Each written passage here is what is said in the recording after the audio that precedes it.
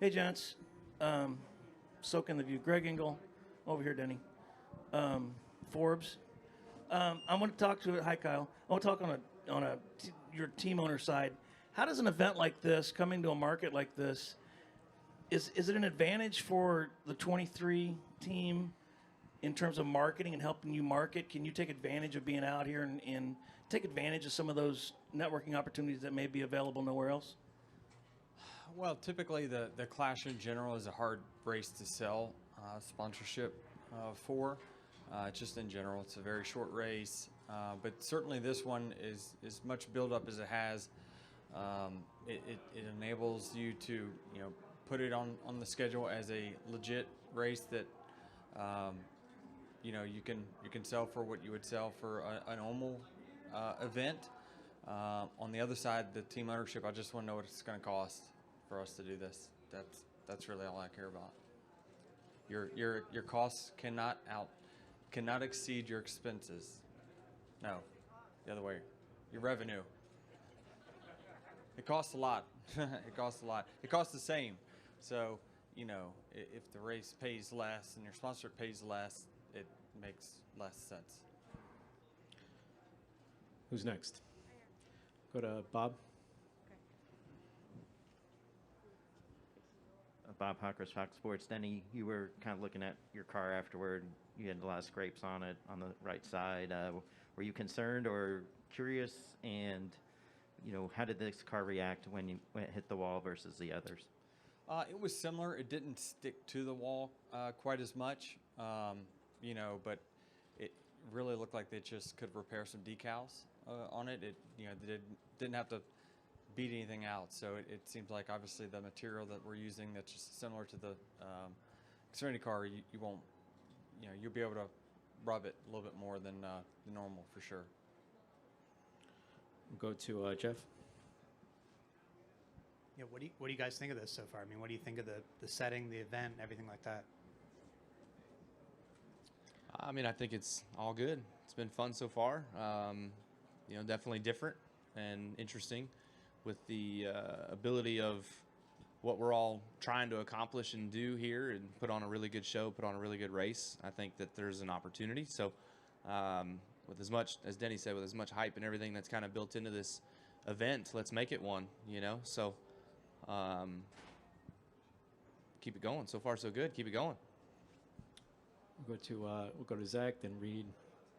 Zach Sterniolo with Front Stretch. Guys, you both are involved with a lot of grassroots racing. You have a garage in a parking lot right now, and you guys are driving on the streets to get back and forth to the racetrack at this point. Do you guys get that, excuse me, sort of grassroots feel despite how big this event is and how this is moving the sport forward? Is grassroots a good thing? I mean, do F1 cars run through gravel street roads to get to the track? No. I'm probably a little different than what the general public thinks, that let's get back to the roots of, when it was much, much smaller sport. I think you got to continue to grow, and you got to continue to make the fan and the competitors' experience better and better. That's to me how you grow. Is you want to have a place where parking's good, traffic flow's good, great amenities, great place to get a drink or food quickly at a racetrack. All those things are very underrated in our sport and the growth of it. Reed, you can just holler out your question. Kyle, you were first to win in the COT. You were the first to get Toyota's win in Atlanta in 2008. Is there any extra incentive to be the first to win in the new car at a new venue like this?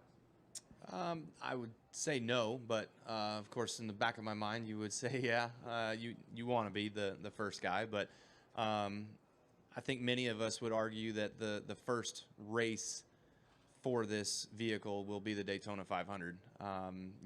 We're here, obviously, it is a race. Yes, there will pay somebody at the end of the day to win it. But this is more, as we've kind of alluded a little bit, where it's a show. I mean, and that's fine. And we're going to do our best job of being able to put on a good show. There's going to be a race involved. There's going to be a checker flag at the end of it. And, I've been involved in this sport enough where there's a lot of asterisks on the things that I accomplished. So I'm sure me winning this race, I did not win the first race with the new car. It would be whoever wins Daytona. That's how it would go. So We'll go to Jerry, then Jenna, then Bob. Jerry Jordan, kicking the tires.net. Along those lines, are you guys glad to be done with the off season and moving forward and heading to Daytona next weekend and to get this season underway? As a driver, yes. I'm excited. Our off season is always very short when you consider. I mean, we get a couple weeks in November. I personally get December, and then turn of the new year. We're meeting with you guys and doing production days and whatnot. So it's really kind of about a 7-week window where we have off. As a team, I wish we had a few more weeks. There's general and real concern over parts supplies for cars, and so I just wish we had a little bit more time to prepare for on that front. I know our team loaded up like 2:45 in the morning or something, so it's just the hours on the guys is what's tough right now, and so if we had more time, then we wouldn't have to push them so hard. what was the question? Just are you glad to be, this off season? You did a lot during the off season, but are you glad it's behind you now? We're actually getting racing. Yeah, I mean, not being on the ownership side in the Cup Series, I don't feel the stress that these guys do. So being a driver, I'm like, what are y'all waiting for? But yeah, I mean, it's nice to have a few off weeks, get a few chances to kind of chill out and relax a little bit, and then once it's time to get going, like Denny said, it's pretty much January that you start your year with production shoots, video shoots, media stuff, whatever it might be, to then get set for the year and starting here in LA, and then 1 week, I guess, off again to start our season for real in Daytona. Go Jenna, Bob, and wrap with Lewis. When Denny won the Clash as a rookie, the Atlanta newspaper wrote, "Denny who did what?" And it sort of was a big deal, like that winning the Clash was still a really big thing. And I think maybe you guys disagree that kind of diluted a little bit over the last few years. Does it being here make the Clash special again? And is this like, despite the asterisk you would receive if you won it, is it worth it to go all out and try to win this race again?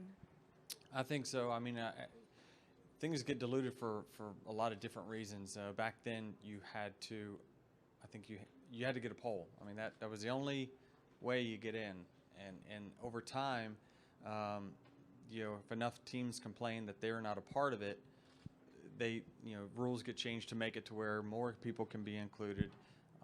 Well, anytime you do that, you dilute it, and it's not as special. It's no different than our playoffs that have gone from 10 to 12 to 16. It's making the playoffs. I remember in 06, 07. I mean, it was hard, and you had some legit guys that could win each and every week, like not make the playoffs, but that made the 10 really special. But as you dilute it a little bit more, it certainly is not as special. This format, certainly where you have to get in on your own merit. There's only one provisional. There's no inclusion for someone that's got high in this or that. It's back to being, in my opinion, it's going to be the best 23 cars on the racetrack, or the best 20 cars this weekend anyway. So certainly, in my mind, it makes it more prestigious than just getting in on one of the 10 things that you can get in on. Bob. Compared to what you thought the car might practice like, how did it practice? I mean, was it much different than what you thought? Was there anything that really surprised you in that practice? I think lap times were a little bit quicker than many of us expected or anticipated. The driving of the car was about as much as I'd expect it to be. I think some of the issue is just brakes on entry, making sure you can slow down fast enough for the tight confines to be able to make the turn that you have. The acceleration to me was better than I had anticipated. Better forward drive out of the turn, so not as much wheel spin as I'd expected, but the tight confines was when I got into practice a little bit and had some cars in front of me and around me and stuff like that, it definitely was like, oh, okay, it's tight. Like, how are you going to find a way to pass? You know, some guys kind of holding, protecting, and low. You know, the only way to get them out of the way is push them out of the way. So I think they're going to see some of that as it comes down towards some opportune times when more is on the line. From my standpoint, I thought the car turned the corner just better than I thought. I mean, I think there was no way our old car was going to make it around these corners, but this one, you know, we talked about how it's better for road course racing. These corners are very, very tight, tighter than anything that we have, and it cornered, you know, quite a bit better than what I was anticipating. But other than that, everything was the same. Lewis? Denny, you brought up the topic of cost. The old Clash resulted in some severely torn up cars, and while there might be some damage here, do you sleep better at night knowing that your cost will be low, especially in view of these are new cars? Yeah, I mean, certainly. I mean, if you like really crash one, I think here you're, you know, probably looking at 50 grand worth of stuff. I mean, you know, that's a guess, but yes, it's not a total loss like a Daytona Clash would be. Kyle, Denny, thank you for your time. Good luck Thank you. tonight and tomorrow.